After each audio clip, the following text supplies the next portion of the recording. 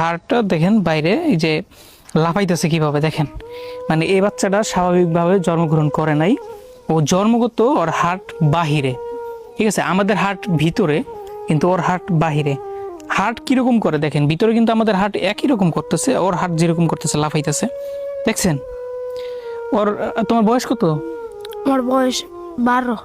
তো চিন্তা করেন যে আপনাদের যদি এরকম হইতো, আমার দেখা মতে এই প্রথম আমি এরকম একজন মানুষ দেখলাম। আমার মনে হয় না যে এরকম মানুষ আর দু একটা জন্মগ্রহণ করছে হয়তো, কিন্তু এই প্রথম আমি দেখলাম।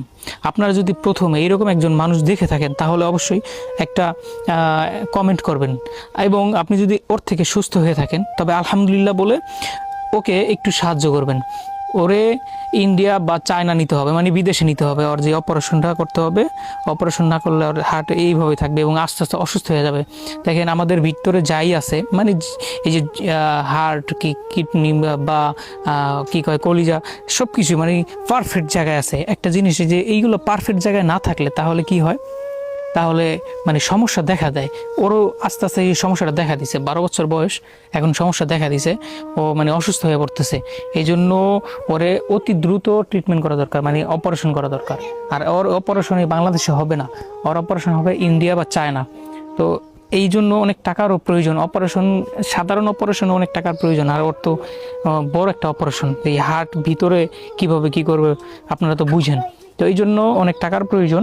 তো আপনারা একটু এই নাম্বারে ওর একটু হেল্প করেন। আমরা সবাই মিলে হেল্প করলে, হ্যাঁ আমরা সবাই মিলে যদি হেল্প করি তাহলে হয়তো আমাদের মতো সুস্থ হইতে পারে, মানে আমাদের মতো স্বাভাবিক হইতে পারে। দেখেন আমাদের জন্মগত অনেক সমস্যা থাকে বা প্রতিবন্ধী হয় না, কিন্তু ট্রিটমেন্টের মাধ্যমে কিন্তু আবার সুস্থ হয়। তবে এটা উছিলা, ঠিক আছে, উছিলার মাধ্যমে সুস্থ হয়, আল্লাহ তাআলা সুস্থ করে। ও তো আর ইচ্ছা করে এরকম হয় নাই, কা জন্মগত এরকম, কিন্তু মানুষ ওরা দেখে ভয় পায়।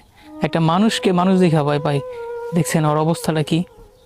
ওই স্কুলে যাইতে পারে না, স্কুলের মানুষ ভয় পায়, ওরা নিয়ে মানুষ এক একটা কথা বলে।